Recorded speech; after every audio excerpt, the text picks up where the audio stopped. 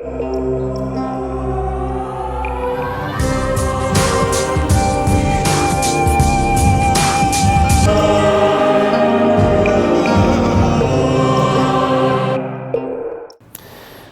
so let's give two examples, okay, for you to get a better idea.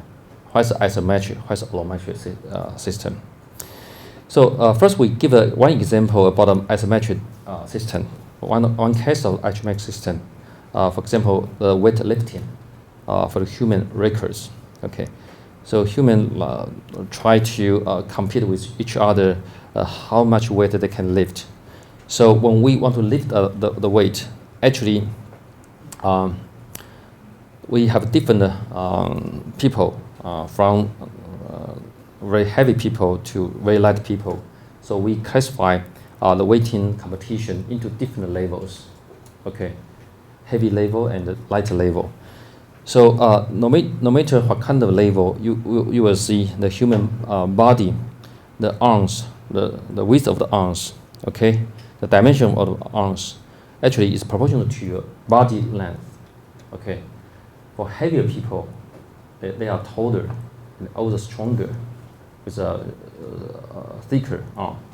Okay, so the dimension of the arm is proportional to the length of the body in a human being. Okay, so now we have one assumption: the muscle stress is the same. Okay, for different body size. Okay, because they are human beings, they have similar structure of the muscle. Okay, so the muscle, the stress will be the same. That means that the strength of the muscle will be the same. So so the stress induced inside the muscle will be the same. The stress we formula like this sigma. We call the stress as a sigma. Sigma means is the force per unit area. Okay, so it's we call the force density.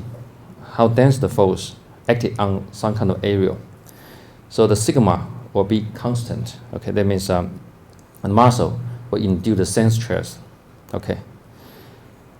Okay, so now if we want to predict the lifting ability, okay, of a person based on its own weight, because a heavier person can lift more weight. Okay, so we want to do this kind of prediction. What kind of formula we can get?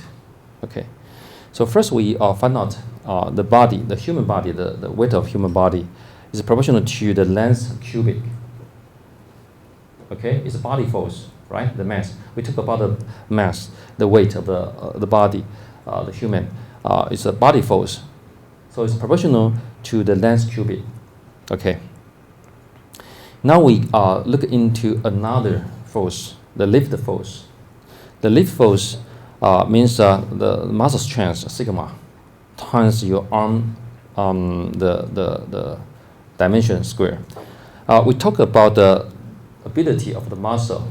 Okay, it's like a surface force. It's not a body force. So the larger the area of the cross section of your muscle, that means you can lift more weight. So so the lift force will be equal to the length cubic. Okay, the dimension, the diameter of your diameter of the arm, the cubic, the square. So we have the formula here because we are isometric system. So when you have different length, the length of the human, you also have a different the size of the arm, but they are in similar ratio. So you can represent the D equal to L again, okay, because they are similar. So you can replace D by L. So your lift ability will be equal to the body length square in this equation. So now if we put these two equations together and take out the length, so we can find a relationship between the body, the lifting ability of a human body, human will be equal to the weight to the power 2/3. That means if you have a heavier weight, you can lift more weight. It's definitely. However, it's not linear. It's not linear. So heavier people seems to lift less. Smaller weight. Lighter weight. Okay. Say it again. So from this equation, you can see heavier people can lift lighter, cannot lift as much as the little people can lift. Smaller people can lift. So the smaller people can be very proud of yourself because you can lift much more than the taller, heavier people can do. Like the ants, marked to the human, they can lift 10 times, right? The human can only 2 times at one time. But for those kind of experts, they can lift like 2 times actually, from the record. Okay, so this is only from the scaling analysis. We don't do any experiment actually so far. Okay, so now we look into the record. Okay, the weightlifting record in the world. Okay, we have 2 tables. So we look into the bottom table first. So on the bottom table, the horizontal axis, you can see this body weight, and on the vertical axis, you can see this is the weight they can lift. So it's just in log scale. So you can see this line is 2/3. I mean the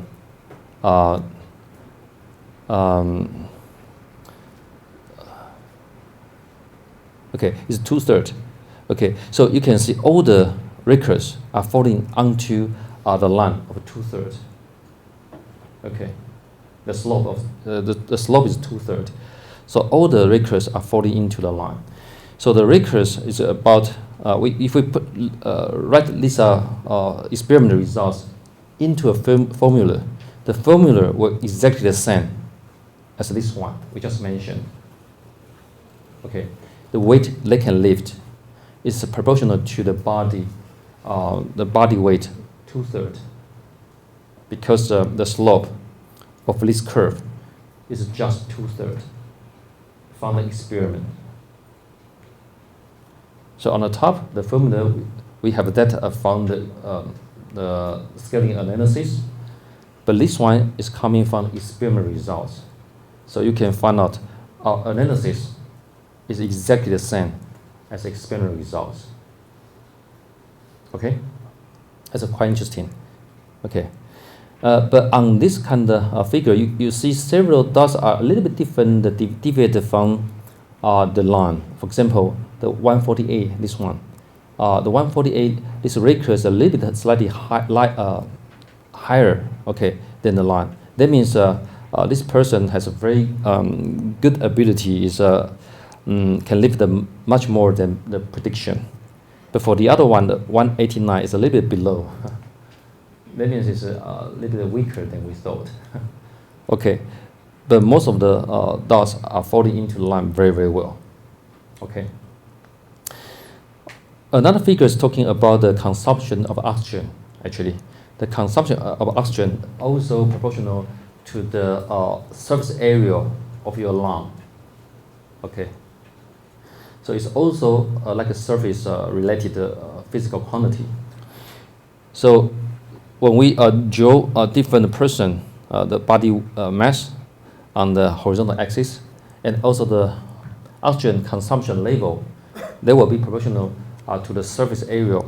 So we also find out the slope here, the curve slope is also 2/3. Yeah, so the idea is very similar to the one we just mentioned, because the body force is a cubic, length scale cubic, and the surface area is only square. So that's why their relationship will be 2/3 of the slope when you put them together. So that's interesting things. So this is an isometric system. That means for same species of an animal, it's a human currently here, it's human. So from a human, you can see the design of human is similar No matter it's a smaller human, a larger human, most of the humans are similar in shape. Okay? So this is called isometric system. However, you can find out because of this kind of similarity, the human can have different ability. So the lifting ability for the heavier person is not as good as the lifting ability of the little person. Because you want to build up things similar to each other. So the larger, the heavier person will lose some ability as a little person, smaller person can do. So that's why in all our universe, in the world, different kind of animals does not build up in the same way. They need to build up in different way. Otherwise, the different animals or different insects, they cannot survive because they will face different challenges. Only in the same species, because we don't change a lot. For a human being, the smallest one may be 1 meter in length, in height. But the tallest one may be 2 meters or a little bit more. So the difference is only twice, right? But we talk about different animals, different insects, different species. The difference will be more than like 10 times, even 100 times differences. So if you have large scale differences, you cannot design they in the same measure, the same kind of structure, same kind of similarity things. Okay. So that's isometric system only in one kind of species. For example, human, dog, cat. Okay, they will have a similar body structure, so the behavior will be a little bit different. Okay, so now we question: do things scale always proportional to each other, from one scale to the other scale? No, actually, only in limited size. Just as we mentioned, human. Okay. So the smallest human, 1 meter, taller human, 2 meters. So they are only twice, okay, as the size differences. So only in limited size range or within the species, okay, or under some spatial constants, we can find out the isometric system. But between two different species, okay, different kind of animals, different kind of insects. Actually, mostly the size difference among different plants or animals, they are allometric. Okay, they are different kind of design. Okay, they blow up their dimensions differently in different direction. Okay, for example, let's look into the second example, allometric case. We want to push common nails into a wall. Okay. So actually, we have different kind of sizes of nails. Some are very long, some are very short, and the longer nail, in our intuition, they will have a thicker dimension, right? So but the question is, does the design, the dimension of the nail proportional to the length? Maybe it's good, maybe it's not. Okay, let's do some analysis. So when we want to push the nail into the wall, okay, we need to consider several different forces. Okay, the first one, we want to have one drive force to push in, F drive. You want to push the nail in, you need to overcome the friction force between the wall and the nail. Okay, so when the force larger than the friction force of the wall against the nail, so the nail can be pushed in. That's a driving force. Okay. So from experiment, the driving force for pushing the nail into the wall will be proportional to the surface area. It's not to the length of the nail, actually. Okay, so we will put the equation here.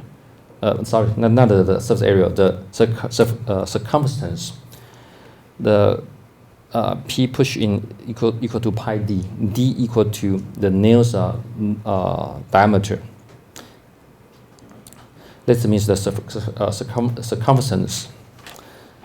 So if you have a larger circumference, 圆周, okay, so you have a more resistance force for the nail to push into the wall. Okay, so this is a driving force. So your driving force needs to be larger than this force. Otherwise, the nail can be not pushing. Okay, so this force proportional to the circumference. Circumference means the 圆周. Okay, this is one force. So this is the minima force you need to give to the nail. Otherwise, it cannot push in. However, if you push too hard, knock the nail too hard, you'll find one problem, the buckling problem. The nail will buckle. Okay. So the force, the driving force, cannot be larger than the peak critical. The peak critical means the buckling force. If your force larger than the peak critical, the nail start to buckling. Okay. So that means the driving force need to be between the minima force. The minima force means the friction force, the resistance force. So the driving force need to be larger than the resistance force, but smaller than the buckling force, the P critical buckling force. Okay, the P minima, I just tell you about the P minima from the experiment results. Okay, it's not easy to do theoretical analysis. From the experiment results is proportional to the circumference. That's why we know now. And the other side is the P critical. We can have this from the theoretical calculation from the materials and mechanics. Okay, easily tell us about the P critical proportional to the surface, inversely proportional to the surface area. Okay, the length, not the surface area, the length square. Okay, and also it's proportional to the momentum of inertia, the I. The momentum of inertia, talking about if we want to bend a structure, how easy we can bend a structure. If we have a large momentum of inertia, the I, it's not easy to bend, become very, very hard to bend. Okay, so there's a bendability. How can we bend an object? And the bendability, I, momentum inertia, is proportional to the dimensional to the power force. Okay, dimensional to the power force. So then we put this kind of things, the relationship into this equation, so we can find out the P critical proportional to D to 4 over L to 2. Okay. Now in the limitation case, so the P minima equal to the P critical, then the driving force will be defined at one kind of value. Okay, that's a limited case. Okay, so when we equal the P minima equal to the P critical, the P critical, P minima equal to pi d, P critical now equal to d4 over L2. So at the limited case, okay, these two will be equal to each other. Okay, so they will give us the optimized design. So in this case, we can find out the relationship between the L and the D. Okay. Okay, so D4 over L2 proportional to D. So we can find out the D will equal to L 2/3. So that means if you have a longer nail, the dimension is not a blow up proportionally. Okay, it's a little bit thinner than you think. Okay, so in your homework, I will give you another example. Your leg. Okay, when you blow up your leg, actually we will have one kind of formula we call it elastic similarity. The elastic similarity means you blow up, you have a longer your leg, your diameter of the leg will not be the same, the similar ratio for blow up. It will blow up a little bit larger. It's a 3 to 2. is 3-2, this kind of power. Okay, so for example, if we compare our leg to the elephant's egg, the elephant's egg even thicker, much thicker than our legs when you compare to your body. Okay, and if you consider the ant's leg is thinner when you compare to the body. It's coming from the elastic similarity formula, because the elastic similarity means that we want to sustain, for different species, we need to sustain our own weight, right? So what's the smallest leg you need to design? Okay, so from the elastic similarity, you can find out why ants' legs are much thinner than the body, and why elephant's leg is much thicker than human body's leg. It's from the elastic similarity. But this case is different from that one. Okay, it's a 2/3. For the elastic similarity is 3/2. So they will be in your homework. So try to find a way to solve this problem. I will give some hints in the question, so you can follow the hints and do this step by step. But it's not an easy question, so it will take you like a couple days to solve. So try to start doing your homework as early as possible. Don't wait until the last day. That's why I mentioned. Okay, so that's interesting. So let's come back to the nail. Let's finish the nail, and then we will take some break. Okay, let's finish this one first. So when we compare, this one is from the some kind of scaling analysis. We don't do any experiment. Then we go to the market, found the different nails with different lengths and different diameter, and we put it into the table. You find out, interestingly, the line here, okay, representing the equation we just have here is 2/3 power, okay, and we put all the ratios of the diameter and the length ratio as the dots here. For the experiment, you can find out you roughly follow the line here. Okay, so if you design your nail the slope is equal to 1, you will find out you used too much material actually. But in the past, nobody tell those kind of technician to make the nail by using this equation. No, nobody tell them to do that. So from the experience, they naturally, okay, fabricate the nail in this way. Yeah, according to experience, because when they make the nails, they not only want to build up a very strong nail, they also want to save the material as much as possible to save money, save cost. So end out, they optimize the diameter length ratio. So the diameter length ratio is exactly following the rules. We just did some analysis. Okay, the same. Interestingly, yeah. So this is an interesting phenomenon. It's an allometric system because from the large nail down to the small nail, the length maybe have like 10 times different length in size. So they range a lot. So if you design them by using the same measure means the D proportional to the length, you will cost too much material. So that's why we need to try to optimize this kind of material cost. We need to reduce the usage of the material and try to make a thinner nail when they become smaller, shorter. Okay. Okay, so let's stop here and we have some break, and we will come back 10 minutes later. Thank you.